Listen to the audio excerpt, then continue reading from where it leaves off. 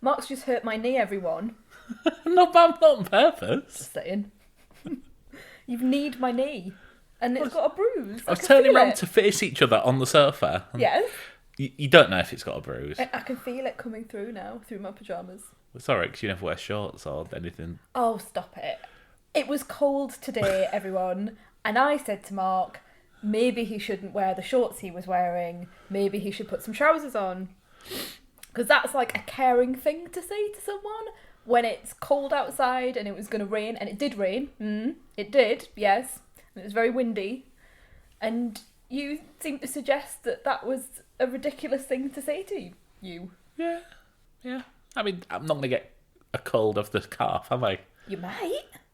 It'll travel up your leg and into the rest of you. That happens. like the wind, it'll just go up the side of one of them. That definitely happens. In the opening, and then it'll get to your chest, and then we'll get a cold. And we don't need one of those at the moment. We've already got one anyway, so it's fine. We have a child now, and that appears to mean that you have the sniffles for eternity. 10 months of the year. Yeah. Just in the background, just enough to piss you off. My leg still hurts, by the way. I'm very sorry. Do you want me to call an ambulance? No. Well, are we full of banter tonight? Yeah, I think that's all I've really got is my leg hurts. My tummy hurts as well because I did exercise yesterday. So all the muscles in my stomach that haven't been utilised for 16 months plus are now waking. So yeah, I've got really nothing more than that at the minute than a sore knee, don't wear shorts to go outside when it's cold, and exercise makes you hurt. This one isn't going to be one that we submit for the National Podcast Awards, is it? No, Mark, it isn't. It certainly isn't. Should we get on to what we've been watching? Because we've actually been watching quite a bit. Yeah, let's do that before we lose everyone. Watching television. Let's do Only Connect first, because it's quite quick and it's fun to do. And it's my favourite TV show. But it's also my favourite TV show, Mark. So for anyone who doesn't know what Only Connect is, it is a devilishly difficult quiz show that used to be on BBC Two, didn't it? It still is on BBC Two. Oh, is it? Used to be on BBC Four. Yeah, that makes sense. Yeah. I'm thinking, it's moved to BBC One, but I knew it moved somewhere. Right, so previously on BBC Four, yeah, just keep laughing. I mean, I might be wrong. No, you're right. You are right. That's why I'm saying just keep laughing at me because I clearly don't know what I'm talking about. I'm second guessing myself now. No, you're right. It's BBC Two. Okay. It is BBC. Of course it is. It's not BBC. It's not going to be BBC One because it's for different people. I think this is a cult favourite. Yes, I think it's for people who were previously on University Challenge. It's thinking outside the box. It is, yeah. So should we just explain how the rounds work? Oh, well, I mean, you can, darling, because I don't even understand how the rounds work most of the time. So it's all based around connections. So there are 4 boxes, and they reveal clues in those 4 boxes one at a time. You have a minute, and you can control when you see the next box. So you can shout, next, please. Yeah. And in those 4 boxes, in the first round, will be 4 things that have a connection. Mm-hmm. So, for example, one of the ones this week was a drug smuggling in New Zealand. The next one was Leonardo DiCaprio in The Revenant. The next one was sweets in Mexican tradition. And the 4th one was Greeks to enter Troy. Mm-hmm. And the answer is they were all hidden inside of horses. Yes. Sometimes you get things like, well, the first letters of which all correspond with days of the week, or Greek alphabet, or mathematics that make absolutely no sense to me whatsoever. So I just turn off at that point. I don't even try. Yeah, because one of the next questions was to report on non-urgent crime equals 2, EU emergency services equals 4. Speaking clock equals 6, and you've lost me now. UK emergency services equals 27. And I even watched it. But you know what the answer Yeah, is. I do, but it's a lot of lateral thinking. And it's the sum of the phone numbers. Mm-hmm. So 101 is the UK non-emergency police number. So 1 plus 0 plus 1 equals 2. 999 is UK emergency number. So 9 plus 9 plus 9 equals 27, for example. It is one of the most addictive because you get into sequences as well. There are musical clues, there are picture clues. And then one of the later rounds is the wall, where it's just a wall full of clues, and you have to match the connections looking at this wall. Is it sort of 4x4? Yeah, it's 4x4. Yeah. Yeah. Which we actually do not too badly with that. I think we're quite good at just looking at a load of words and trying to find a connection with them in this table. But some of them overlap. So, for example, you could have, if the groups on the wall were herbs and characters in Fawlty Towers, you would have Basil in there, and you wouldn't quite know which one he fit into. Yeah. Oh, it's really clever. I'm very glad I picked that one out on I'm the. really impressed. And then the last round is like the missing vowels, isn't it? So you see all the consonants, and that's a quick fire round. So I quite like that one. I think that's the least exciting of the rounds. You don't necessarily join in with that one as much as I do. I think I do. All right. I think I do. Yeah, so it's presented by Victoria Coren Mitchell, who is beautifully sardonic all the way through. Yeah. She knows what that show is. That's completely her show. She's been doing it for 16 series now. Wow. She loves the people on it. You can see she's got a real soft spot for many of the contestants. Yes. Because they are deliciously socially awkward a lot of the time. There was one person a couple of years ago, I can't remember what his name was, but I remember him getting just this impossible, word anagram thing. Was it Frank? Frank Paul? No. Because I do remember a lot of the Frank characters. Paul was, yeah. Very softly spoken. I can't remember what his name was, but I remember him saying, I love word puzzles. And Victoria Coren was tweeting on about him for a long time, it's one of my favourite contestants. But then we've seen some of the contestants come on to other things as well. And it's really Mastermind. you see them and you think, where do I know them from? I know them, and then they're from Only Connect. I wanted to read out. Sorry, you're looking at me because I've got my laptop open. I wanted to read out something that Stuart Heritage of The Guardian wrote back in 2016. Okay, yeah. Was it 2016? Yes, it was. Good. Well done, me. Because I thought it really summed up exactly what I wanted to say about the show. And Stuart Heritage, one of my favourite writers anyway, on television, so he's really good. But he says, Only Connect is a show for people who don't usually get to appear on TV. It's for the nervous and ungainly, for people who've never quite managed to fit in. It's for shy glances and problem hair. It's a safe space where a specifically talented group of people get to show off in their own understated way for an audience of their peers. And this is what makes it so brilliant. And that, I think, just completely sums up what I want to say about that. Totally, yeah. When you watch it for the first time, you will not get any of the answers. No. Probably. I mean, you might get lucky on one or two. You might. Yeah. But the weird thing is, when you've watched it for a while, you understand how the questioners write their questions. So you know when you see a number, it's probably nothing to do with numbers. It's probably something to do with how many T's are in the day of the week or something like that. Yeah.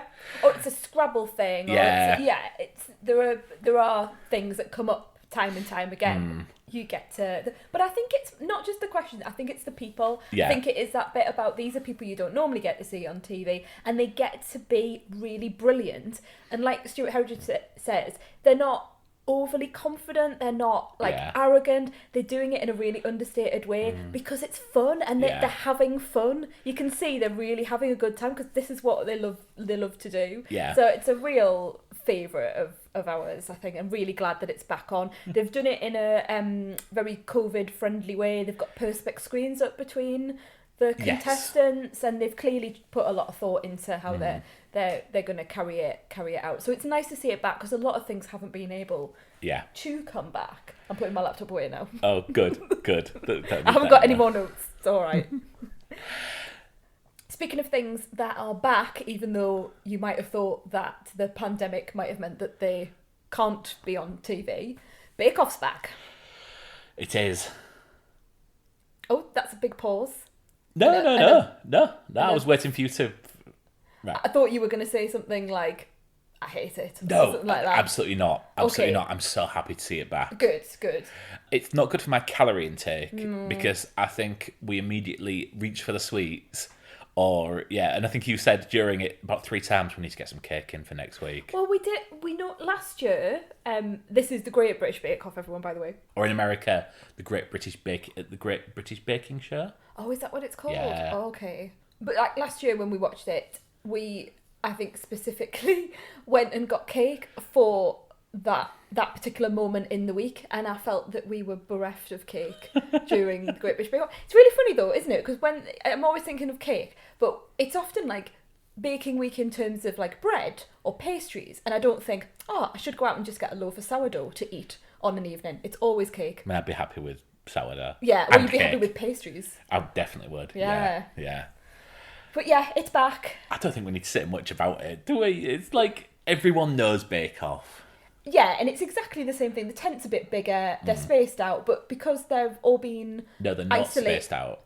I think it's a bit bigger, the spacing. Okay. I know what you're going to say. They don't need to be spaced out because they've been in a bubble Yes. during the time that the show's been filmed. So everyone, contestants, crew, presenters, have all been in a bubble. I suspect they've put them in a hotel somewhere all together, and that's how they've done it. It's going to be difficult because presumably in previous years they were able to go away and know what the next week was going to be and practice their recipes for things. If they're in a hotel, they're not going to be able to do that. Oh, that's a good point. So maybe they're in like some sort of, I was supposed to say B&B, and I don't think that's any better, but you know what I mean? Like somewhere where they could... A furnished apartment where somewhere. they could utilise, and maybe they were bringing them ingredients and things like that. Maybe, yeah. Because they have, I mean, they're so... what's the word I'm looking for? Detailed and intricate. The bakes that they're making, they couldn't possibly just like whip that up on the day. No, you're right. I mean, there were some really terrible cakes this week. But I like that. I think last year I fell a little bit out of love with Bake Off because I felt that we had reached the zenith of let's do the most complicated bake you can possibly imagine. Let's do the most out there bakes that we've never heard of. I just like it when they do a dodgy cake. Let's just do a cake that goes a bit wrong. That looks like Tom DeLonge. Yeah, well, my favourite bit was when there's this part in the week where, so this week they had to do these busts in inverted commas because everyone loves a double entendre, don't they? So it's just a cake of the shoulders and the head of someone like who you admired. Yeah, celebrities that you admired. Like your favourite person, like someone did David Attenborough. Oh, there's Freddie Mercury. Freddie Mercury.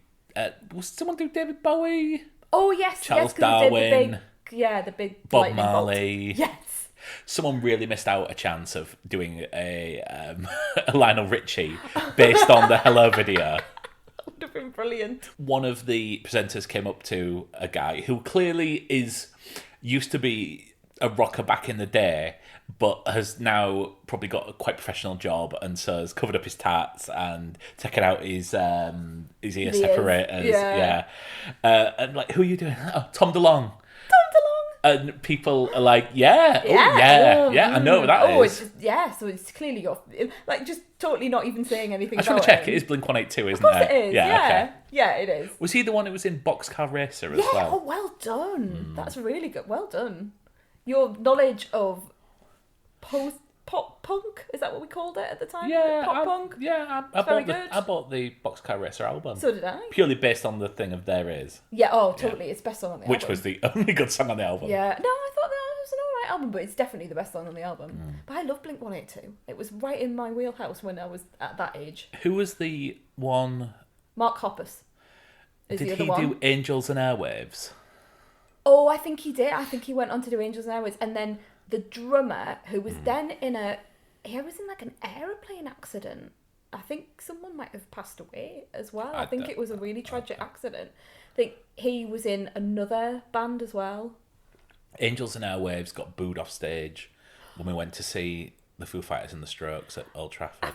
I could be completely wrong on this, and sorry to everyone who's a really big fan of this genre of music, but I have a feeling that Angels on Airwaves was actually Mark Hoppus and Tom DeLonge. I've just got a really weird feeling that they got together for that band. No. No. It was one or the other. Okay. Anyway, Tom DeLonge, bust of him. They couldn't really say whether it looked like him or not.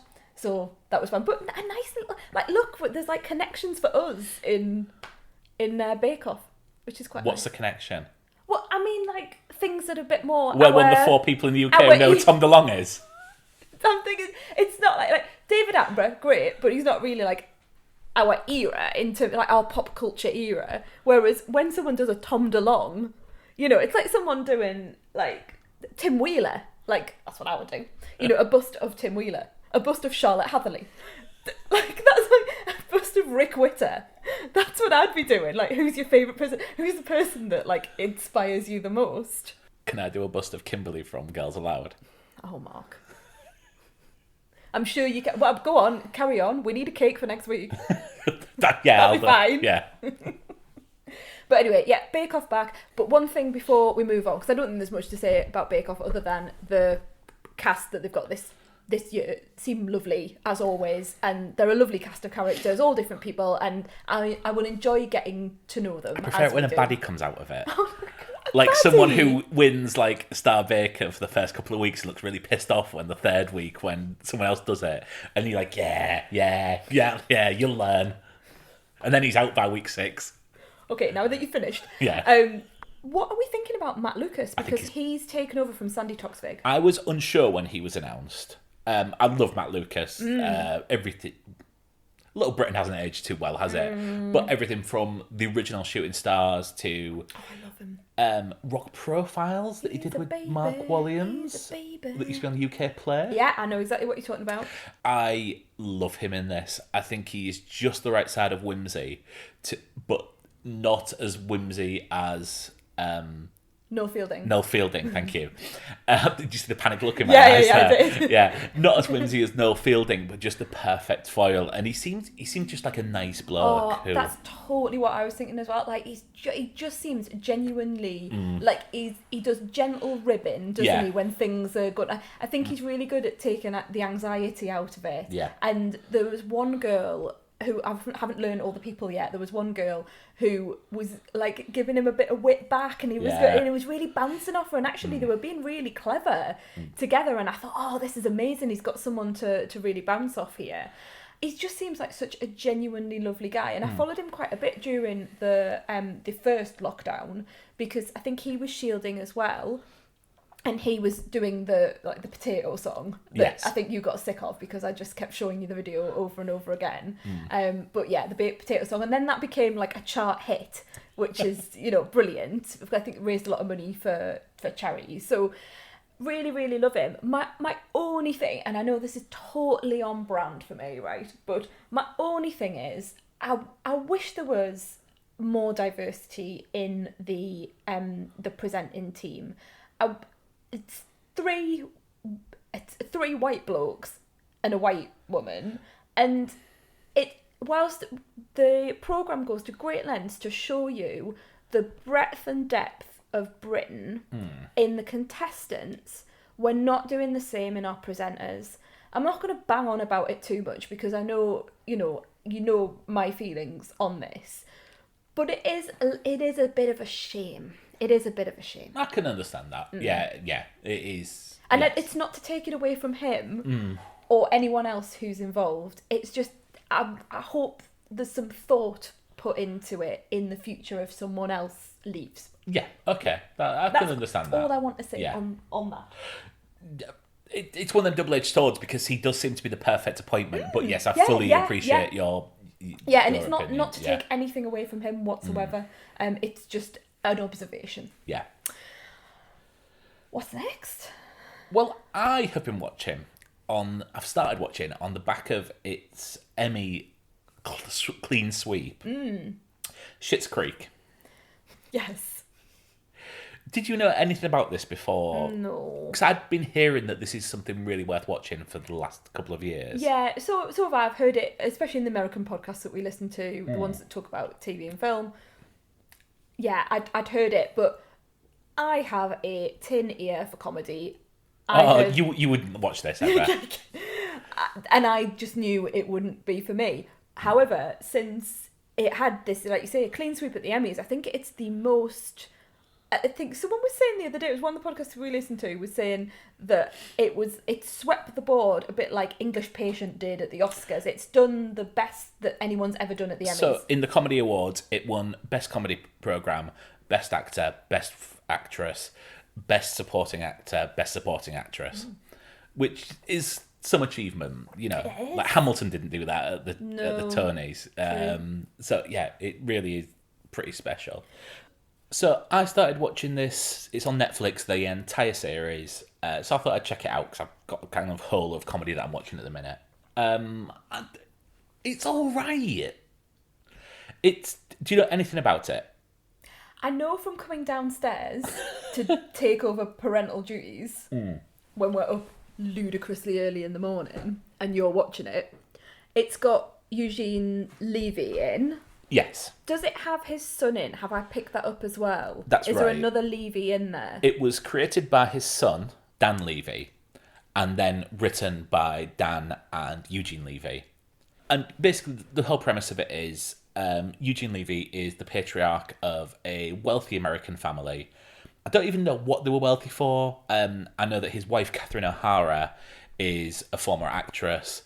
He owns some company, and they have been given bad advice by a tax advisor who has either advised them badly or run off with the money. It's not entirely clear at the minute. So they have all their assets seized, and the only thing they are allowed is a town that they have bought for a laugh back in the day. Bought the land for back in the day, which is called Schitt's Creek. Okay, so I thought it might be a play on words. Now you've told me about the premise Yeah. of like up Schitt Creek Well, yes, that is the Yeah. play on words. Oh, right, okay. But they are living in Schitt's Creek because that is one of the few assets that they own. Okay. So yeah, Eugene Levy is it's Johnny, the patriarch of the family, married to Catherine O'Hara. Eugene Levy, obviously best known in my circle as Jim's dad from American Pie. American Pie, yeah. Dan Levy plays his son, David, and Annie Murphy plays their daughter, Alexis. Now, I only knew Eugene Levy and Catherine O'Hara. I didn't know anyone else. The mayor of the town is played by Chris Elliott.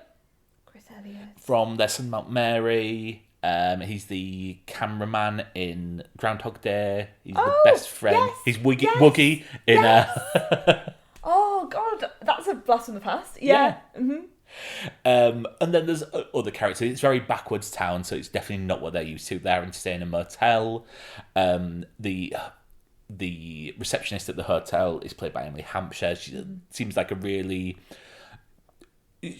I've never seen her before, but you really identify with her. She's just sort of looking at these idiots who are coming in, asking if they can get a suite in the hotel. Is she sort of meant to be our sort of... our cipher. Yeah, absolutely, yeah. It's very gently funny so far. Okay. And I'm halfway through the first series, and it's all right. Like, there are funny jokes in it. I'm yet to see anything that makes this 5 top Emmys, but I've heard plenty of people say, "Oh, you need to get through the first season." I've heard this as well. And then it kicks on, which is what they say about Seinfeld, what they say about The Office, what they say about Parks and Recreation. You've said that about something as your favourite, Justified, yeah. But I mean, Seinfeld, Office, and Parks and Recreation, like one of the the 3 of the best comedies of the last 40 years. I think when it's this sort of comedy where you identify with the characters so much, you do just need to get to know them, and you just need to put in the work to get to know them.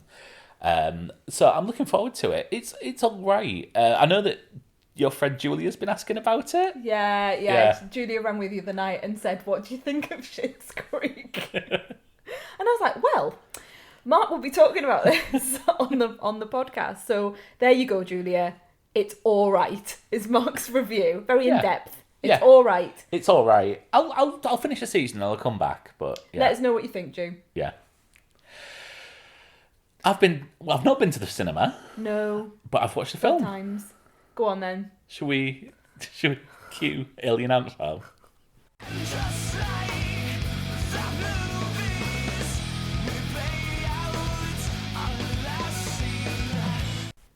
Enola Holmes. Yes. Oh, you have no soul. You. I have taken against. I'm going to say this out loud. I was thinking about this today about like how I could put this into the podcast without sounding like a complete idiot. But for some reason, I have taken against Enola Holmes, and it's like, you know, that thing that I do quite often where for no discernible reason whatsoever, I just decide I don't want to watch something. Yes. And that's what I've done with this. So apologies in advance because I'm just going to have a small face on. A small face? A small face. Just like a... Steve a Marriott, just face. going to Itchy Park. I don't... Oh, is that like... Are you making a joke about the band? Yes. Okay, now I get it. So, go on then. Enola Holmes. Right. This is the latest film on Netflix. It came out on Thursday. It's based on a series of young adult novels that were released in like the mid-2000s, I think. And although it's a Netflix movie, it was originally planned to go into cinemas, but COVID happened, so Netflix bought the distribution rights to it.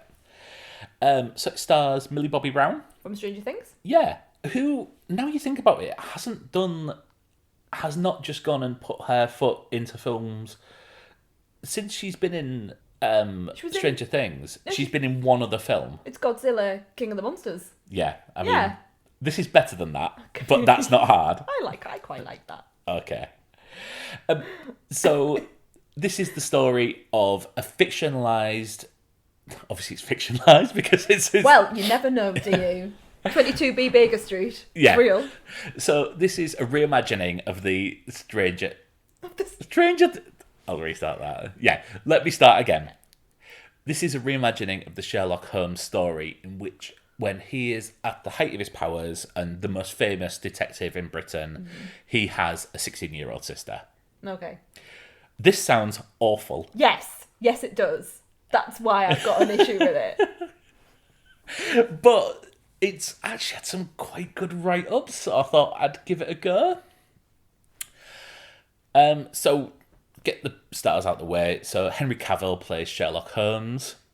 Okay. I didn't know that. Okay. Sam Claflin plays Mycroft. Okay. Helena Bonham Carter plays their mother, Eudora Holmes. Oh. And then amongst the supporting cast, there is Bern Gorman playing a really nice character, not at all a baddie. No, of course I'm not. He's the baddie. I was just thinking that's not what Bern Gorman does. Adil Akhtar, that I've not seen for ages. Yeah. Like, obviously quite famous in Utopia, which is in the news yeah. in a minute for a remake. Francis Delatour turns up for a bit. Fiona Shaw turns up for a bit. So it's really good cast. It's a really good cast. I was totally charmed by this. Oh, God. And you, and I'm pointing at you, would absolutely love this, I think. All right. I've kind of grown out of love with Millie Bobby Brown in the past two series of Stranger Things. I thought she was by far the worst thing in the last series. Her and Mikey's relationship just absolutely boiled my piss. It really did. They were soulless, man. They were annoying on screen. They're meant to be. They're teenagers. They're teenagers in love. They did not appear likeable in any way, whereas many of the other teenage characters did. Okay. So she's essentially playing a 16-year-old girl, which is exactly what she is. Mm-hmm. She is brilliant in this. Okay. This could be such a annoying characterization. Right. Because Enola Holmes is 100%, and I'm going to use a literary term here, a Mary Sue. Okay. She can fight, she can solve crimes. And for those of you who don't know, Mary Sue is a literary term that people use to describe a female character that can just do everything that when you wouldn't necessarily expect them to. They try to explain how she's a master fighter and a master detective, as you probably expect them to. A lot of the narrative is told by her breaking the fourth wall and addressing the screen. Okay. And it's quite interesting that the director of this, Harry Bradbeer, has previously directed episodes of Fleabag, which obviously gets by the very same thing. Yeah. This is shot beautifully. Apparently it's shot around the school in Greenwich. You will tell me what it is. Oh, the music school. I think it's the music school in Greenwich. Yeah, where they film everything. Yeah, they film everything. Yeah, yeah. The Because shots when you walk around there, when you walk around Greenwich, that specific bit of Greenwich, and I can't think of what it is. It's where they film Les Mis, and you can walk around and you hear them playing their music from inside the We've walked around it together, haven't we? Have. It's lovely. What is it? Is it like the Royal College of? I should know this because it's right next to the naval colleges. It might be the naval college that. Well, that's what I was thinking. Yeah, you're right. It's actually the naval college. Yes. So it's been made to look like Victorian and early 20th century London streets. That makes sense. So looking at the architecture, it's done so well. This is surprisingly tough at parts. There are things that happen where I'm like, Christ, didn't expect that in. You wouldn't get this in Artemis Fowl or. It's more Hunger Games than it is a lot of the other watered down young adult novels, like Percy Jackson, shall we say, that you get, like the Harry Potter rip-offs you get. There are points where I'm like, oof, and it's a 12. It's rated a 12. Okay. So yeah, it is. It's not for. So it's not a 12A or a PG. Is it you just? Well, 12A is a cinematic. Oh, of course. Yeah, this is different, isn't it? Yeah. Yeah. Okay. But yeah, it's definitely more 12 than it is PG. It charmed throughout. The storyline gets very political and something that I think you would actually appreciate a lot. Storylines weave into each other and then dispense and then come back together. It's quite a complex plot for a young adult thing. It's not just like she's got a mission where she needs to solve a crime. Okay. And You're there were selling points. Me now. Yeah, I think you would. I know that you have turned against it, and me saying you would like it is literally the last thing that I could possibly do to get you to watch this, knowing you. Yeah. But I think you would get a lot out of this. It is. I'm so surprised at how good this is. And it's just a film, so it's a one-off. And how long was it? It's 2 hours. Oh, okay. Which, yeah, I mean, I don't think any young adult film needs to be 2 hours. There's bits where you're like, oh, they probably could move on with the storyline here. But yeah, there's probably a couple of endings that you don't really need. Like it ends and then it ends again and then it ends again. A bit of Return of the King. Yeah. But I was totally charmed. I would give this 4 stars, and I was so ready to. Yeah, you would just tear this apart. And also, I mean, the best thing about it is you can go around the house all day singing Enola Gay, which is just my favourite thing to come out of this because I was so turned against it. Was that we're walking down the street going do do do do do do do do do do do do do do. Oh, I want to carry on, but I won't. Well, I was singing that, but then since then, I've seen, turning back to a different review, I've seen Matt Lucas has tweeted a video of, I don't know what song it's from, what TV show it's from, but Michael Barrymore doing a cover of I'll See You When You Get There by Coolio. Wow. Now we've got some competition for the theme to go out, haven't we? Oh, I really don't want to play that. I know what I'm going to be picking, and it's not going to be Barrymore. Let's just make that abundantly clear. So, look, for teenagers, I think this is... Especially, you don't get a lot of films for female teenagers that are beyond the, oh, he's so dreamy, oh, I want him to be my boyfriend. And there's none of that. I mean, there's a male character her age where they have a connection, but it's never sort of turns into a kissing thing or anything like that. It's a strong female character. There is talk that they are planning on doing a sequel. Okay. Obviously, there's a series of books, and if it's successful, of course, someone will throw money at them to do a sequel.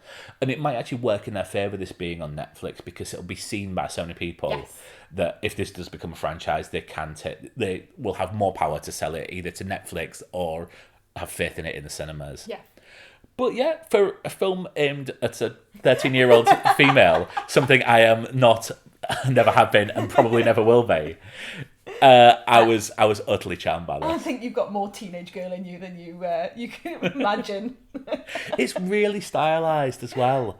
There is some really nice touches that just, like the way that they just tell stories on screen. So that when she makes change their mind, they'll do visualization of her crossing out something on screen and then writing something different. Isn't that just very Sherlock? Isn't that what the latest incarnation of Sherlock does, because he's got his mind palace and things come up Genuinely on the never screen. seen them. Oh, have you not? Right, okay, well maybe they're riffing off that, because that's what they do on There that. should be. Okay. And do you know the legal troubles that this film's in?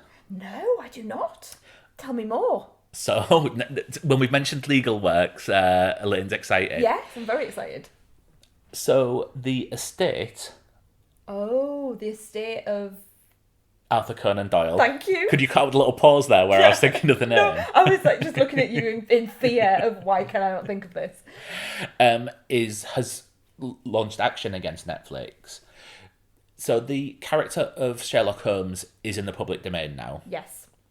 However, what they're arguing is the portrayal by Henry Cavill, Superman, Yeah. more reflects the later works, which were published in 1923 and 1926, and therefore would not be in the public domain because he is less kind of... Sherlockian? Yeah. He's less emotionless, certainly has more feelings and can identify with Enola when he meets her. So, yeah, they're saying that this incarnation of him is not yet in the public domain. And so, yeah. Don't look at me. I know you're going to... And over to you. And over to you. What do you think about this? That's so interesting. What an amazing case. Once that comes out... I'll just hold my glass. You're looking at me because I'm just trying to put my glass on the sofa, side of the sofa, in a really bad way. But well, the lawyer in me says, let's see how this case progresses, because this is not something that I've come across before. It's not a cut and dry case. It's not like, oh, you've taken something and you've stolen the copyright. No. So this is going to be a very interesting one as to whether a court would look at it and say, well, are you looking at the character as created in this time, or are you looking at the character as created in this time? And that's when the... So, by this logic, I mean, it's only about 40 years until we can all start writing James Bond books, and I can take my James Bond fan fiction and start publishing it. A lot of things are coming into the public domain, but a lot of things they're finding loopholes to get them. Yeah, I think Love Me Do entered the public domain for about a week until they changed the law a couple of years back. Yes, yeah. Right, enough of intellectual property. I would honestly say check it out when you when I have some... Are you about to say when I have some time? No, when you just want something to watch that's mindless but entertaining and really well made. Okay. I would challenge you to do it for next week and tell me your thoughts. Okay. Not going to happen. Challenge not accepted. No. I am busy. But yeah, I'm thrilled that you've managed to use up so much time looking at the clock on Enola Holmes. But I'm happy that you enjoyed it, because I think you might have just shoved it on for something just to have. It was something to have on in the background whilst nursing Blake this morning at 6 o'clock in the morning. So, Yay. Yeah. Great. Well, that's all we've got for this week, isn't it? Yeah, so we're back next Lovely. week with Elaine's review of Enola Holmes. No. And until then, enjoy yourselves. See you later. Have a lovely time. Enjoy yourselves. Where did I come from? And I've gone, have a lovely time. Enjoy yourself. Yeah, it's later than you think. And it's later. Oh, that was going to be a terrible segue, wasn't it? I was going to go, and it's late for us too. It's not really, though. We've done it quite early. Yeah, I know. Yeah. But I'm very tired. I think this has been one of the most shambolic podcasts we've ever done. No, there'll be much more. There's much worse out there. Right, we're off now. We'll see you shortly. Yeah, see you next week. Bye. Enjoy yourselves. Enjoy yourselves.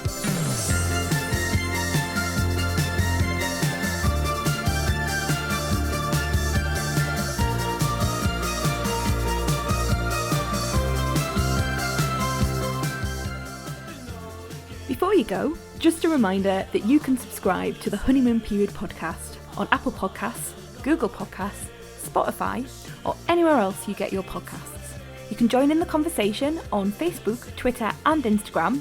Just search for The Honeymoon Pod. Finally, if you like this episode and you think someone else would too, please share it. See you next time.